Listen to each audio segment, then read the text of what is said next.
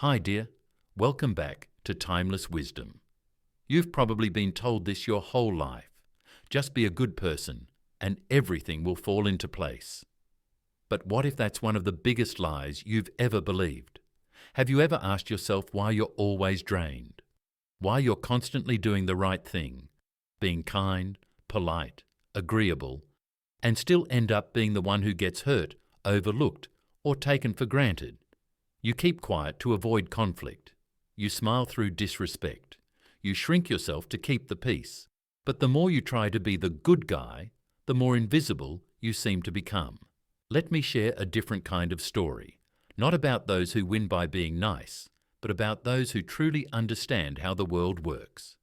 People who stopped hiding behind blind morality and started living with intention, with strategy.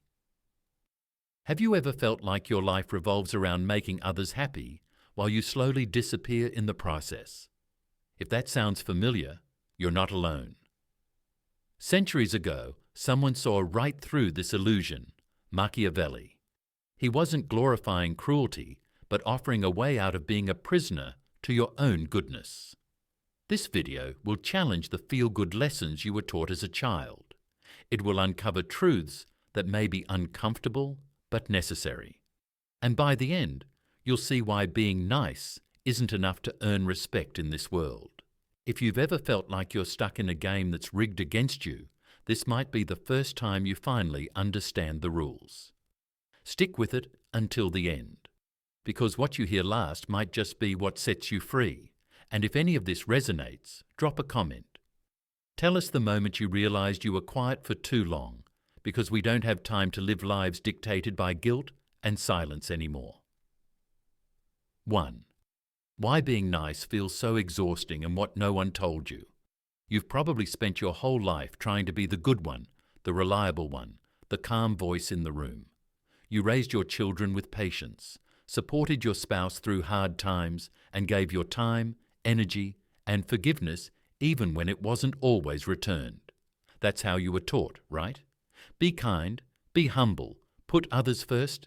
It worked, to a point. People praised your patience, your generosity, your grace under pressure. But somewhere along the way, maybe recently, maybe decades ago, you started to feel it. That quiet ache, that inner fatigue that doesn't come from your body, but from your spirit.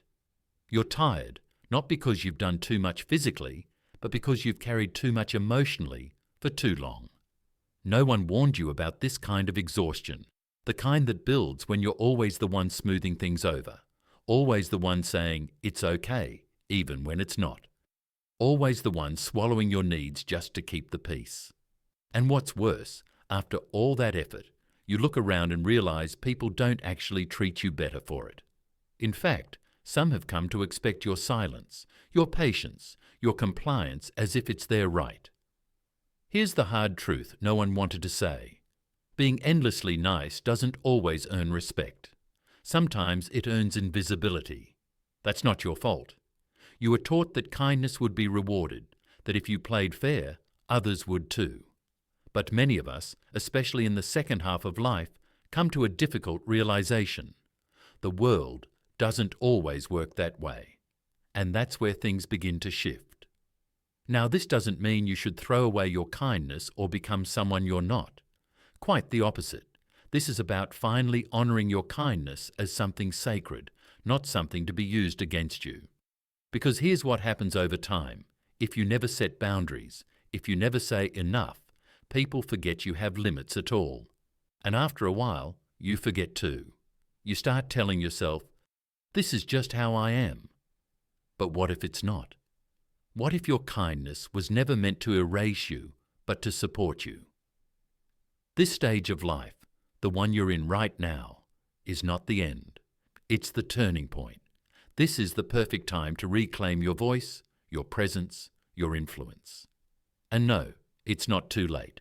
That's another lie you were told. In fact, one of the greatest gifts of aging is the perspective it brings. You've seen enough to know what matters and what doesn't. You've lived through conflict, loss, success, disappointment. You've proven your strength already. Now imagine pairing that strength with clarity, boundaries and strategy. This is where we borrow a page from Machiavelli, not to become manipulative or harsh, but to become aware. Machiavelli didn't teach people to be cruel. He taught them to be effective, to understand power, image, and self-respect. And at this point in your life, you deserve nothing less. So ask yourself, are there places where you've been saying yes just to avoid guilt? Are there relationships where you're always the one giving, but rarely receiving? Have you mistaken silence for peace and people-pleasing for love? These aren't signs that you failed. These are signs that you're waking up. And with that awakening comes power, the power to change the story, no matter how long it's been written. Let's be clear, you don't have to become someone different. You just have to become fully you, without apology. That might mean saying no more often. It might mean disappointing people who've grown used to your sacrifices. But it will also mean feeling alive again, feeling seen, feeling like your life belongs to you again. And that's what this journey is about. In the next section, we'll explore how to break the emotional habits of overgiving and step into a new version of kindness, one rooted in self-respect, not self-erasure. Because the truth is, you've always had value. Now it's time the world saw it too. And it starts with one brave question. What if you stopped trying to be nice and started being whole? 2. The hidden cost of pleasing everyone and how to break free gracefully. In the last section, we uncovered a quiet truth. Constantly being the nice one often leads to feeling invisible, exhausted, and underappreciated. If that message stirred something in you, if you caught yourself nodding along, it's because you already know, deep down, that something needs to change. And here's the good news. It can. But first, we need to understand where this need to please comes from. It didn't appear overnight. You weren't born with it. Somewhere along the way, maybe in childhood, maybe through your career, maybe in your role as a parent or spouse, you were taught that approval is survival. You learned that it's safer to keep quiet than to cause conflict, that people will like you more if you always say yes, that you'll be loved if you never become a burden. So you adapted. You became the fixer, the peacemaker, the one who doesn't ask for much. And on the outside, that looked admirable. People may have even praised you for it, but inside, something else happened. Little by little, you started disappearing from your own life. If you're in your 60s, 70s, or beyond, you may have lived this way for decades. And here's the gentle truth no one wants to say. You deserve more. More space, more voice, more presence. Not because you've earned it through sacrifice, but because you're a human being, full stop. Let's pause here for a moment. Think about the last time you said yes to something you didn't really want to do. A favor, a gathering, a request from family. Did you say yes out of joy or guilt, obligation, fear of disappointing someone? Now multiply that by years, even decades. That's not just a few awkward moments. That's a lifetime of subtle self-betrayals. And over time, those moments don't just steal your time, they steal your identity. But you know what's even more powerful than guilt? Permission. And that's what I want to give you right now. Permission to say no, permission to pause, permission to want things, to need rest, to speak up, to take up space. You don't owe the world your silence. You don't have to explain your boundaries. And you don't have to feel guilty for protecting your peace. That's not selfish. That's called wisdom. There's a reason why elders in traditional cultures were seen as guides, not just because of their age, but because of their clarity, their ability to see what others couldn't. And maybe that's your new role now, not just as someone who gives, but as someone who teaches others how to treat you. You've already lived a life of service, but the next chapter, that can be a life of self-respect. Now, let's talk strategy, because change doesn't happen by accident. It happens with small, intentional steps. Here are a few ways to begin shifting from chronic people-pleasing to conscious self-honoring. Start noticing your body's signals. When someone makes a request, and you feel your stomach tighten or your breath shorten. That's your inner self saying, "This isn't right." Learn to listen. Use the pause power. You don't have to answer requests immediately. Say, "Let me think about it," or "I'll get back to you." This buys you time and prevents automatic yeses. Replace guilt with gratitude. Instead of feeling bad for saying no, feel grateful that you're learning to honor your time. You're not rejecting someone. You're protecting your well-being. Write down your values. What matters most to you now? Maybe peace, creativity, health, time with true friends. Let these values guide your decisions, not old habits or expectations. Practice saying no with kindness. A simple, "I'm focusing on rest this week," or "that doesn't work for me but I hope it goes well," is enough. You can be clear without being cold. These aren't just tips, they're tools for reclaiming your presence, one decision at a time. Remember, this is not about becoming someone else. It's about coming home to the person you were always meant to be, the version of you that doesn't need to earn love through overgiving. The version that understands true kindness includes yourself too. You've spent a lifetime taking care of others. Now the question is, who's taking care of you? If the answer is no one, maybe it's time for that someone to be you. We'll explore what healthy boundaries actually look like and how to set them with courage, compassion, and confidence. Because living with self-respect isn't just possible, it's powerful, and it starts now. 3. Setting boundaries without guilt, the gentle art of saying enough. In the previous section, we talked about how people-pleasing, especially when done out of guilt or habit, can slowly erase your sense of self. You may have spent decades putting others first, believing that saying yes was the right thing, even when your heart said no. But now, in this new chapter of life, you're beginning to realize something powerful. You matter too. And that realization opens the door to a skill that many of us were never taught: how to set boundaries. For many older adults, especially those who grew up in families or communities where sacrifice was seen as the highest virtue, the idea of setting limits can feel foreign or even selfish. You might ask yourself, what if they think I don't care? What if they get upset? What if I hurt someone's feelings? These are valid concerns, but here's the truth. You can set boundaries and still be kind. You can protect your time, your energy, your peace without closing your heart. In fact, when you learn to say no with grace, you actually deepen your relationships. Why? Because people begin to see and respect the real you, not the version of you who's always available, always agreeable, always exhausted. Let's put it in simpler terms. Boundaries are not walls. They are doors. They don't shut people out. They show them how to enter your life respectfully. Imagine your time and energy as a beautiful home.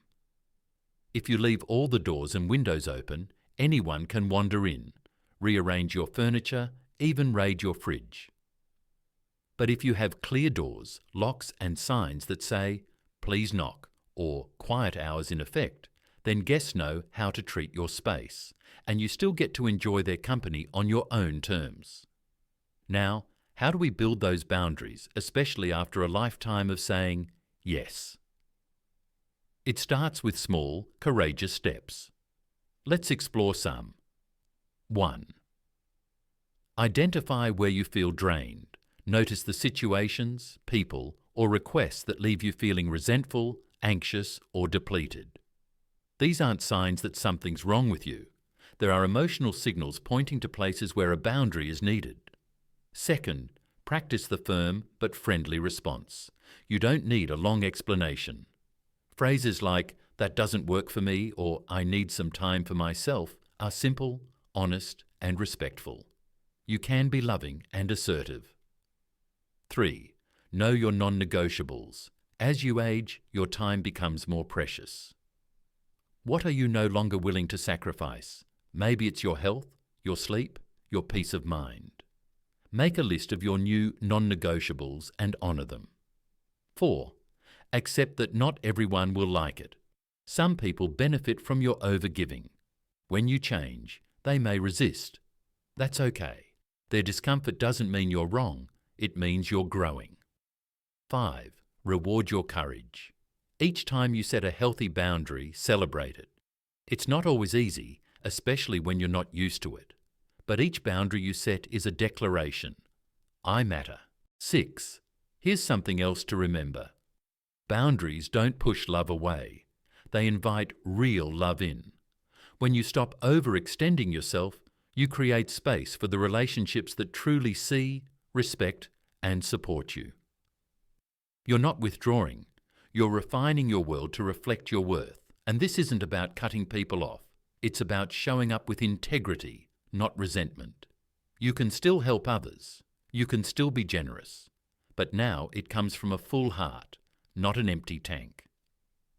At this stage of life, you have every right to protect your time and peace.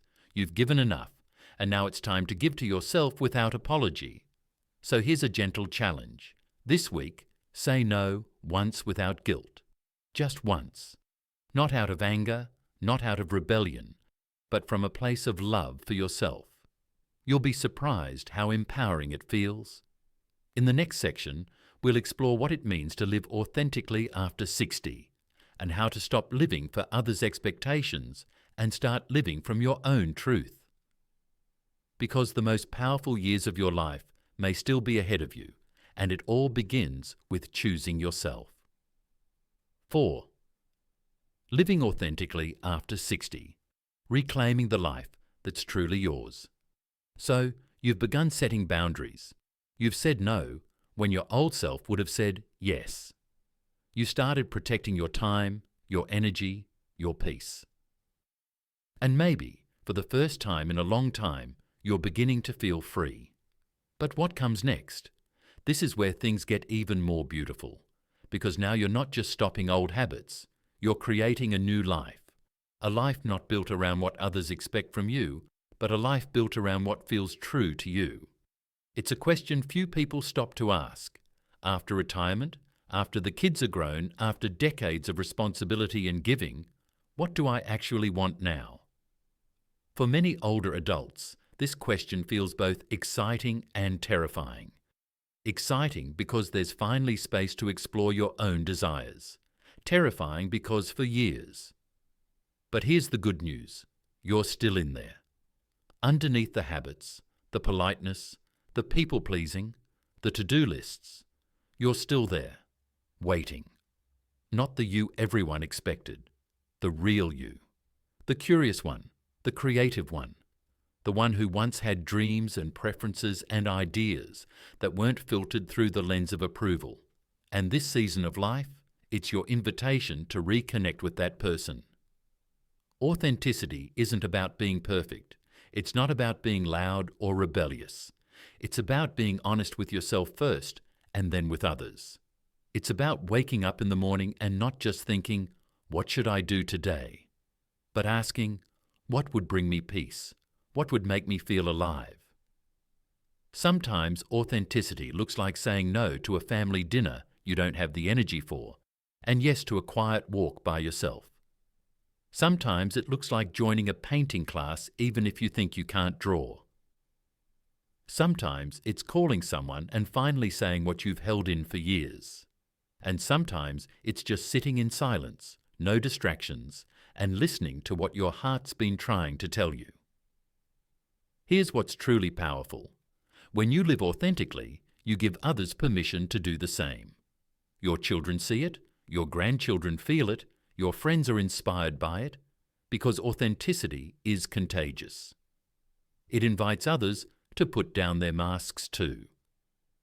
Now, let's talk about a common fear. What if being authentic means people won't like the real me? It's a real fear, but here's the truth. If someone only likes you when you're pretending, that relationship isn't love, it's performance. And you didn't come this far in life to keep performing. You came this far to finally be real, be grounded, be joyful, be whole. And know this, it isn't too late. In fact, most people don't wake up to this until they've spent years living for others. You're right on time. So ask yourself, what parts of myself have I hidden to keep the peace? What dreams have I postponed in the name of being responsible? What would it look like to live this next chapter with no more pretending? You don't need permission to start. You already have it. Not from society, not from your family. If you've come this far, it means something inside you has awakened. Maybe it's been there all along. A quiet voice whispering, "There's more to you than being agreeable, more to life than pleasing everyone but yourself." And now that voice is growing stronger. You've spent a lifetime giving, supporting, and doing what's expected. You've been the steady one, the kind one, the understanding one. And let's be honest, that's admirable, but it's not the full story. Because somewhere in the process of being good, you started fading. Your opinions were softened, your needs were silenced, and your dreams were delayed over and over again. But not anymore. This is not the end of your journey. This is the beginning of your becoming. The beginning of a life where kindness includes you. Where no is not a rejection, it's a declaration. Where you don't live for approval, but for authenticity. You've learned to listen to your own needs. You've practiced setting boundaries without shame. You've started asking bold, overdue questions like, "What do I want?" And now you're reclaiming the joy, the strength, and the dignity that's always been yours, but that you finally decided to honor. Let this be your reminder from timeless wisdom. You're not too old. You're not too late. You're just getting started. So be bold. Be unapologetic. Be rooted in who you truly are. Whether that means finally speaking up, slowing down to rest, reigniting an old passion, or drawing clear boundaries around what you will and won't accept anymore. The world may overlook quiet sacrifice, but it pays attention to clarity. When you begin showing up, not as a role you're expected to play, not behind a mask, but as your whole, powerful, authentic self, people notice. More importantly, you notice. You feel it. This next chapter isn't about proving anything. It's about becoming everything you already are. So ask yourself, what would your life look like if you stopped living for others and started living for yourself? If that question stirs something in you, don't keep it to yourself. Share this message. Leave a comment with the moment you knew it was time to change. Let your story inspire someone else who's waiting for their own spark. And if you haven't yet, subscribe to Timeless Wisdom, because your journey is just beginning. This is your season of freedom, and we're walking it together.